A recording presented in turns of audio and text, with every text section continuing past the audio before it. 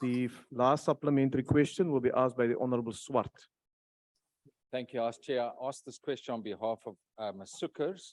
Honourable Minister, school governing bodies in rural, low-income and marginalised communities struggle to access the skills and training required to engage in school management effectively. This means that tens, if not hundreds of millions of rands are wasted. This also makes the research that goes into effective school governing body training a key priority for the department. Is the Minister willing to conduct research to assess the effectiveness of current programs and share the result with us?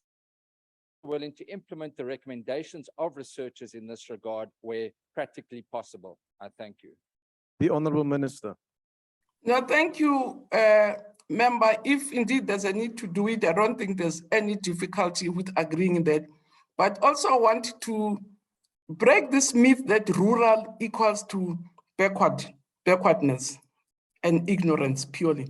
I've been to schools and areas, Chair, deep in the Eastern Cape. You get into a meeting, you find extremely brilliant contributions coming from members.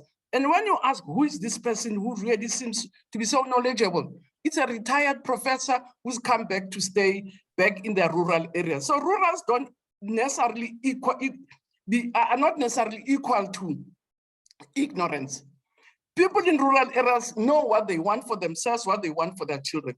And sometimes the difficulties are in the very urban areas where you find very difficult attitudes that are extremely backward, reactionary, that themselves also need to be worked on. But as I say, I don't have any difficulty with really doing an assessment of the impact of the trainings that we have, both in urban and rural and in different communities, and not only around the running of schools, but even the values that we need in our schools, values of patriarchy, values of unity, values of nationalism. And those are things that we expect also school governing bodies to inculcate in the schools where they govern. So both sides, we find that there are lots of things that we need to engage as South Africans, and especially the parents, and the values that they teach their kids when they come to school.